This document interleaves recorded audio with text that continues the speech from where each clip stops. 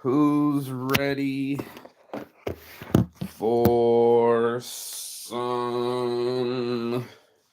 Let's go outside, get the shine. Who's ready for some?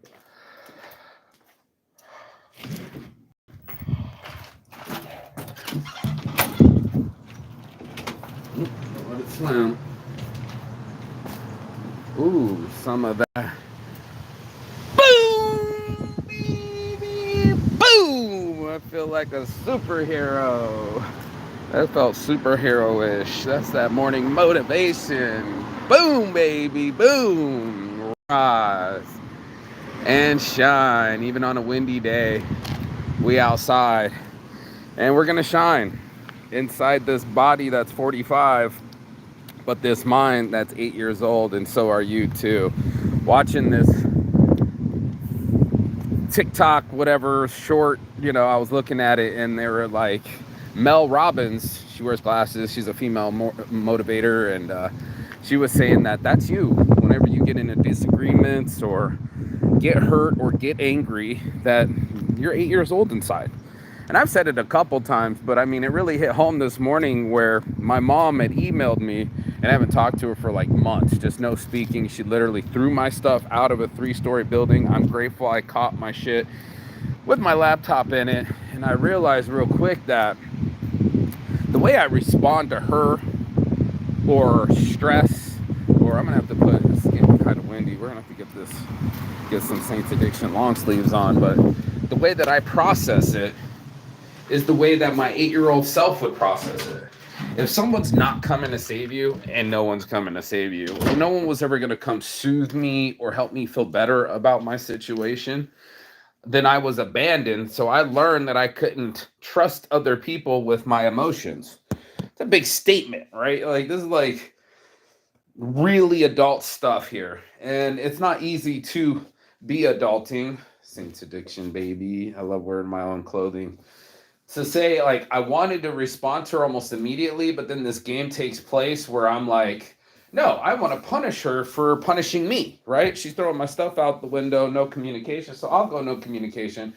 Just like my siblings, which is also another mark of how dysfunctional our family is, that we can't speak about things.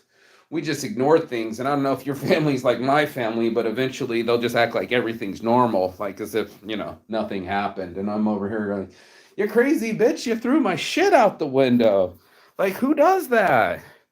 Who does that and says that they love you? And who does that and reacts that way? And then you're going to have a real conversation that day. And this is why I'm having this conversation this morning.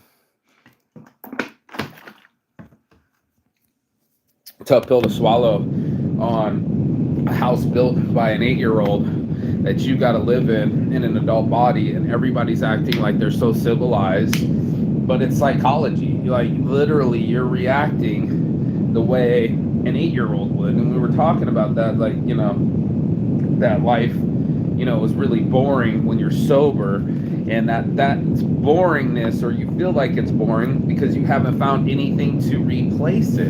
Like, you haven't found real joy, you haven't found real love, and so therefore you seek it like an 8-year-old. You're like, well, shit, yeah, I'll have a popsicle for breakfast. That's what an 8-year-old would do. And I was literally watching the girl do the video, and it was like, I want to work for this magazine. She was the fat one with the braces, and I love your magazine, I devour everything. And he's like, yeah, you do. And they didn't hire her when she was at home. Guess what she was doing? Eating out of the plate.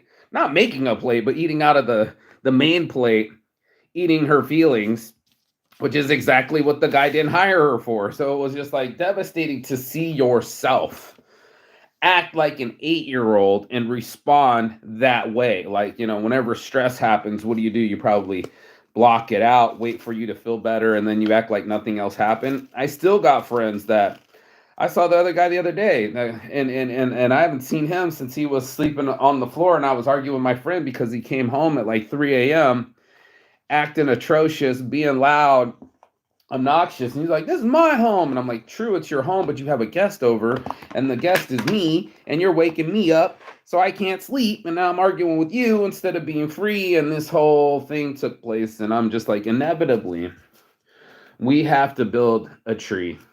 We are the tree, and then there's a house inside that tree.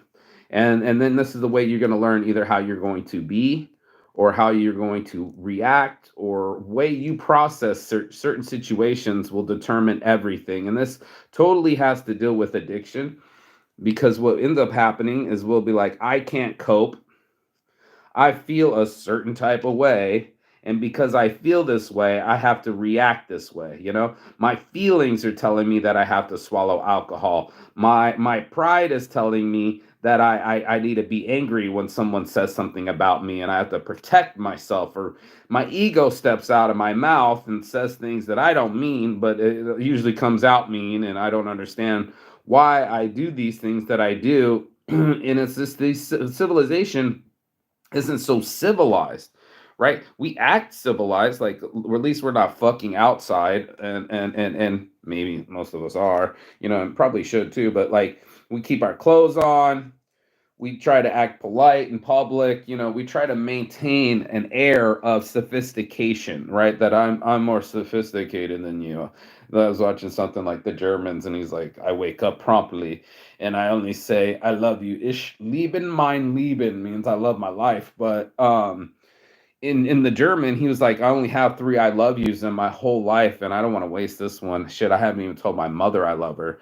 And it's this kind of like stoic behavior, or the inability to examine our behavior, or it's too deep for us to dive into some of these muddy waters. You know what I mean? There's some muddy waters in all of us, and we can act, listen, but we can act tough. But, as soon as my 45-year-old self gets an email from my own mother, I'm like, what do I do?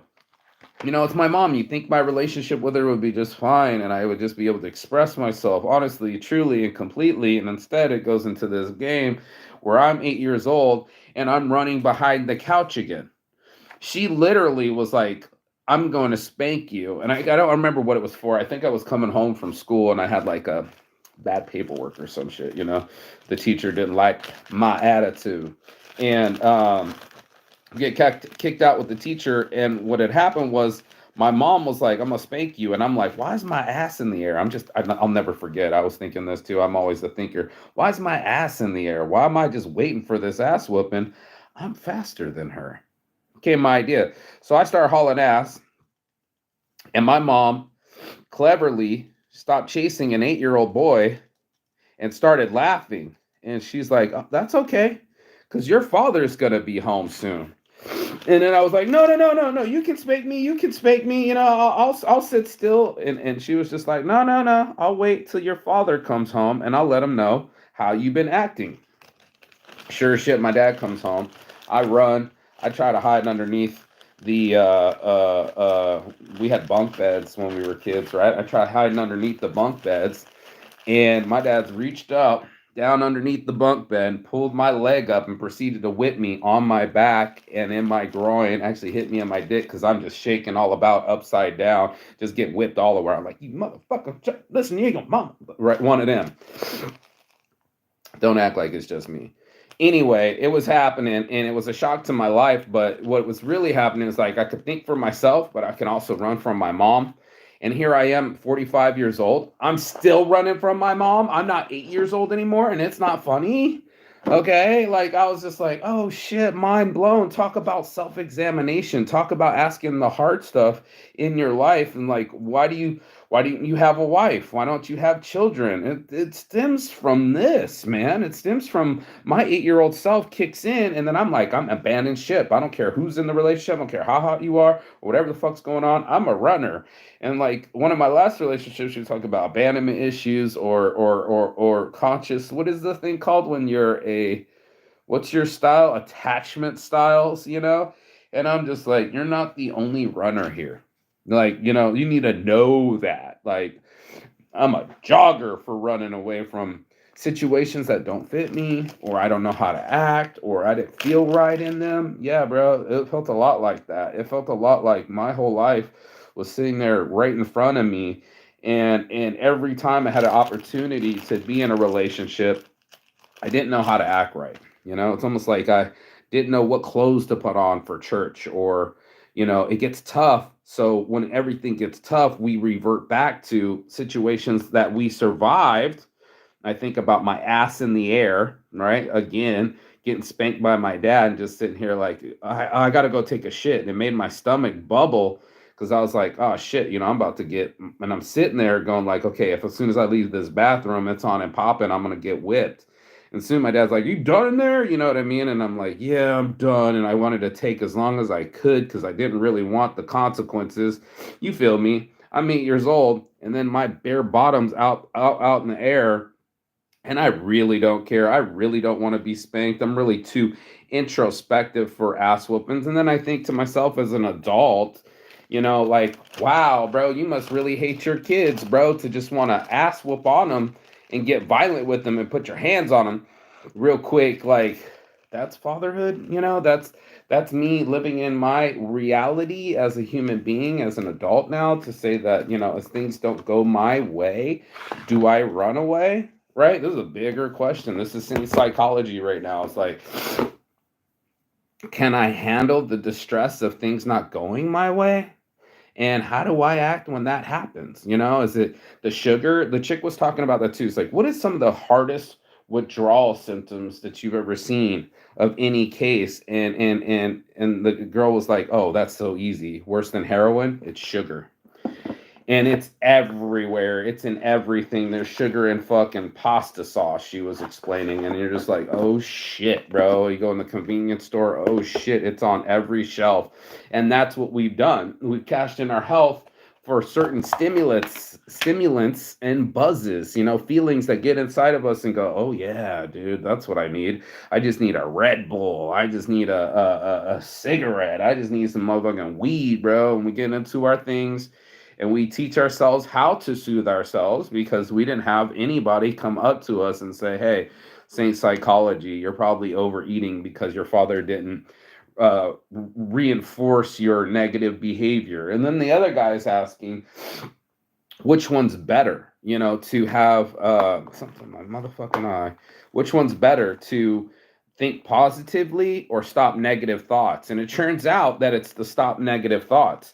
It's the self-deprecation. It's the words you tell yourself when no one else is watching. It's the secret conversations that go on the inside. Sure, you can pump yourself full of positivity, and that'll be all right too. You want to keep it positive up there, but it's also stopping the negative thoughts, killing the ants and not responding that way is a very grown-up thing to do that most of us, we never do. We get our feelings hurt and we supplement them with substances. It could even be coffee, like I was explaining earlier. Whatever we've learned at 8 years old that we would, as soon as we do that, then everything's going to be all right. And we're constantly trying to make ourselves feel all right. I've been up for a couple hours without smoking, so don't worry. This is not my all right stuff. This is more like my habit, doing the morning motivation and smoking some motivation and just getting my head right. After I've been up for a while, this is my addiction. This is why it's called Saints Addiction. It says there on my sleeve. You can't see, but it's one of these things where I was like, what am my faculties? What am I doing for coping with life difficulties? And they'll come. Life has a way of teaching us, and it's almost like it's your own version of a video game that till you pass certain levels, it'll keep sending you to the same level till you level the fuck up. And my levels are like relationship status or figuring out how to love when you want to run, and learning how to be under pressure, under the gun, without being in destruction. And Lord knows that was my old way. You're in control, right? You get to choose. But it's crazy that your choices have been made for you by an 8-year-old that was blind and didn't have any sophistication and didn't have any clue what the fuck they were going to do. That's what it feels like. The blind leading the blind over here, And that's why I'm having this conversation this morning, because my mom did reach out to me and I'm like, I wanted to tell her, hey, lady, you don't remember throwing my stuff out and playing it the way you want to play it. And now all of a sudden I'm all the way in Finland and I don't want to play anymore. I don't think you actually really love me. And then she dropped some psychology dimes on me like 45 to 80, I'll still be your mother. or I was gonna say I was your mother. She used some past tense, so she already started with the guilt trip shit. And also, duh, everybody's got a mom. You ain't getting into this life without a mother. Like, hello, that's how biology works. Somebody had to get the pistol Pete out and shoot up the club. You know what I'm saying? There's a flower, pistol, pistola. And I'm like, damn, bro, that's crazy that she would drop that thing on me like constantly. I'm your mother, or you're just like your father, and play these shitty ass games with me. And she wonders why I have shitty ass relationships. And it's like, because I'm attracted to shitty women like you. You know, mediocre's not enough. Hyper narcissistic, and also, by the way, gonna pretend like they're my greatest ally, but also be my enemy when I'm not looking. Bro, calm the fuck on, man. Who else hasn't been like that with the parents or family members? And it's just like, okay, my dad never held me. We've never had a relationship. I distinctly remember going in when I was a kid, and he was like, "Here, Marky, help me with this." His motorcycle, and I hated this motorcycle because it's like he would go off on it, go fuck some chicks, and disappear.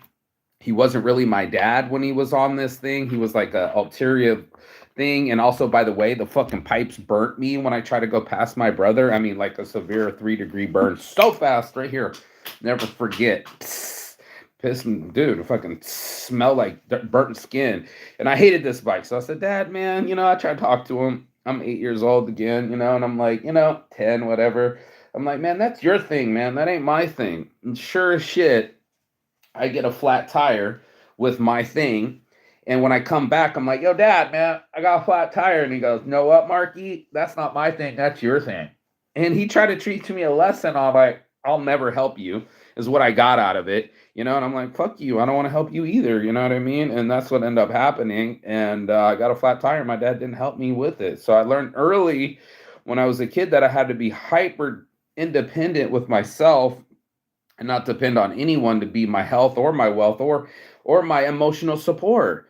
And as an adult with a psychology degree, you would think that I would understand these things. I'm learning, bro. I'm fucking learning, bro. And I'm learning and I'm teaching at the same time. That it's like, yo, dude, you think that you're in control, but you're really ruled by your 8-year-old self. Like, fucking hell. Nobody else told me that. I didn't know that. This is something I'm just learning, but it's true. Your emotionally support blanket is still with you inside your 8-year-old self, hoping that you're gonna beat, or hoping someone else is gonna come to the rescue, right? We're looking for someone else to come save us. Well, our parents didn't, so maybe it's in a relationship. Maybe it's this next person that's gonna get the best out of me, and then I won't stop acting ridiculously. Bless up, let's go. Saints Addiction, join We Club. Well, isn't that a motherfucker? To put all that pressure on somebody else to act like that's their job to help you understand yourself, or the reason you react the way that you do, or do the actions that you partake in, or the reactions that you keep participating. Yeah, dude. Welcome to psychology. This is Safe Psychology. We're gonna get it in, shall we? Where the hell is this wind? Come on. You don't know me, but you keep staring at me, old man. This guy keeps staring at me. Let me get close to him. He wants to get close to me. He's this close to me. I'm wondering why he keeps staring at me. He just pretend like he didn't know me, but he's looking at me, kind of thing. And I don't know. It's weird. It's weird. Did you see him just walk away? Like he was literally a yard near me, and I just tried to walk close to him, be like, "What the hell, bro? Stay away." And of course he's gonna look because he's curious, but he was acting weird all day. Some people's kids just stop, trying to smoke without people judging me. But then I'm also judging myself and going, why am I acting like an 8-year-old? Why don't I have the sophistication to handle relationships? Why did I have to go through so much turmoil and addiction looking for other people to love me, including the drugs? And there is no love in drugs.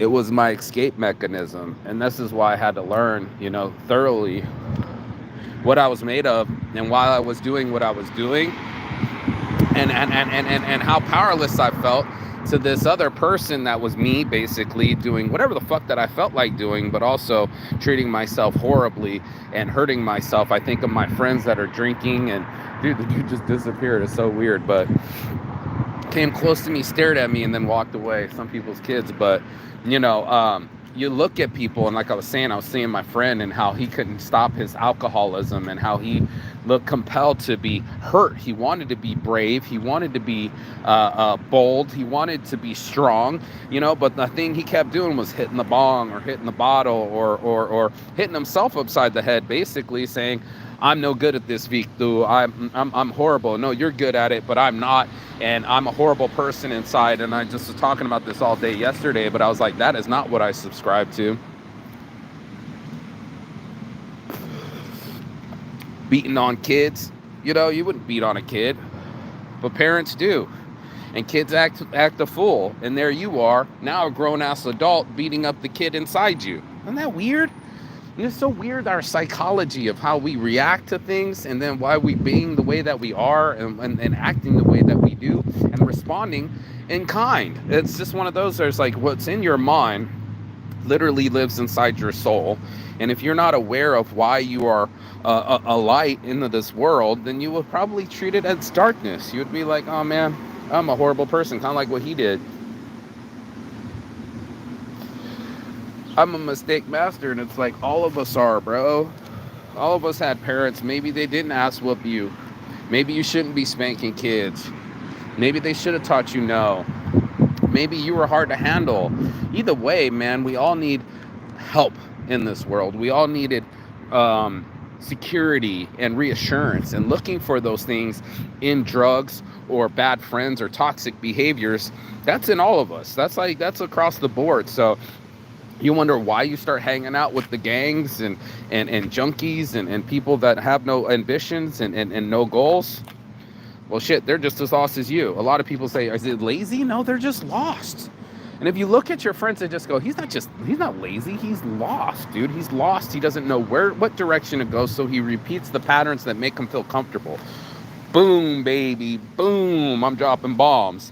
And then to be able to identify that situation and go, okay, that's the only reason you're acting that way is because you feel insecure inside, or you don't feel reassured, or you don't know how to even trust yourself.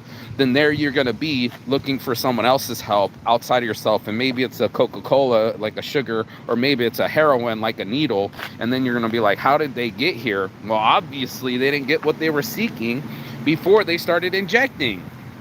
Just putting it out there, but it's possibly true, and it's in psychology, and this is just what I believe, and this is what I do. So I just watch myself make decisions like my 8-year-old self gets emotional. That's what I'm literally translating, that I would say one thing and do another, right? There's the hypocrisy of everybody, that we act as if we want one thing, but we go and do the opposite of that effect and get different results because of it. So you can't be surprised by your results if you didn't do anything to alternate the currency or the outcome or the work you didn't do. All those things are right there in front of you. It's just waiting for you to grow up, to get emotional maturity and say, okay, that's not how other adults act. You can see it because they acted as if they had parents that cared about them or reinforced them or actually gave them the ability to learn without discipline or without abuse or without a spanking. And it's just not my case. I got spanked as a kid. I don't know if that's a positive or a negative. I know that violence exists, and I know that there's a detriment. I've seen addiction with my own eyes, and I've also participated in it. So it's one of those things where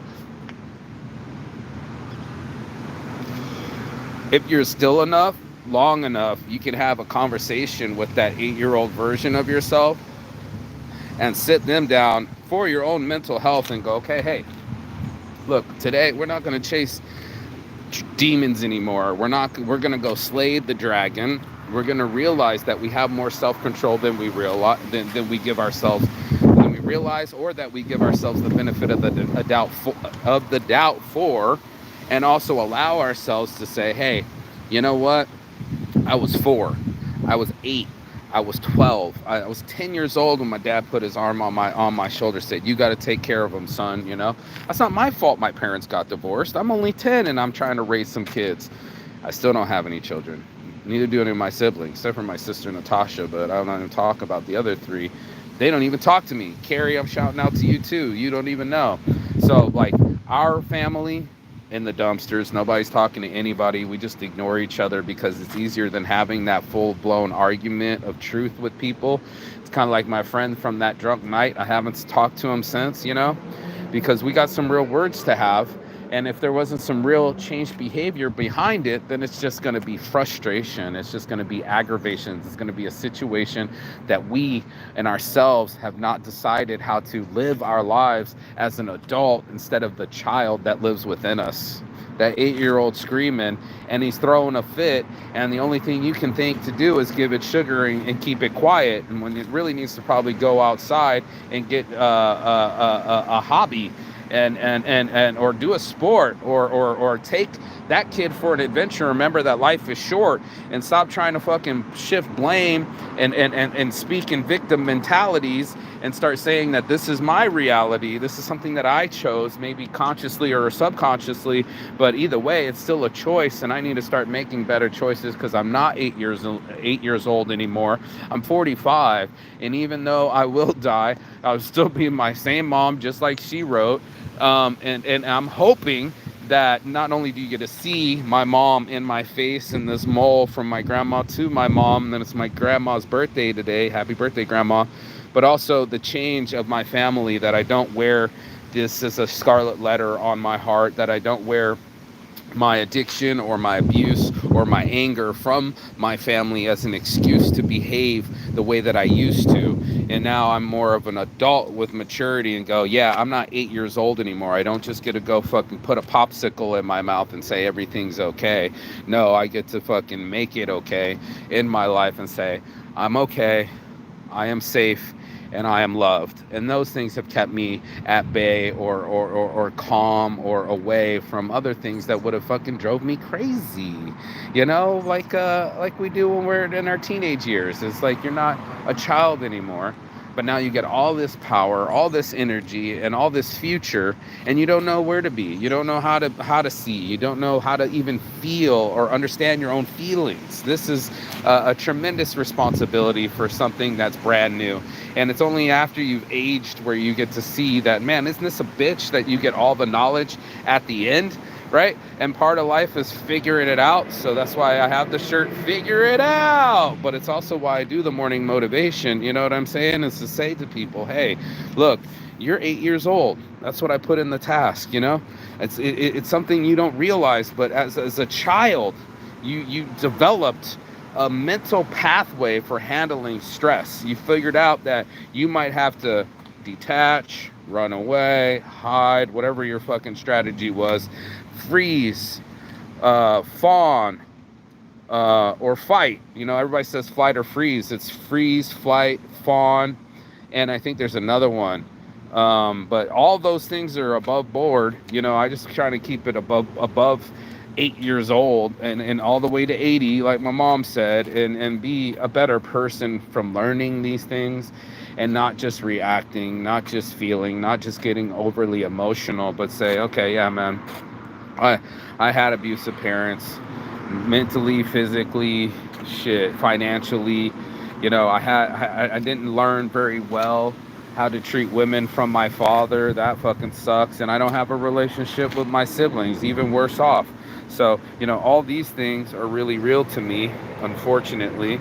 And I got to keep it real with myself so my 8-year-old self doesn't show up and starts narcissistically treating people as if I wasn't going to run away, or that I was going to stay, or that I'm okay.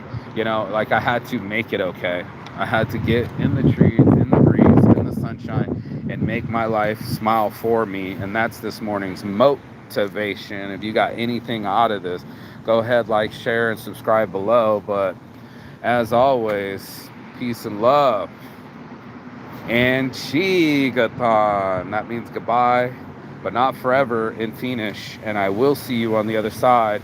as soon as you like, share, and subscribe. The other side of your fear, the other side of your excuses, the other side of the world. But I wanted to add one real quick, and it's the other side of your maturity, bro.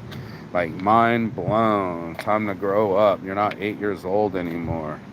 Chigata.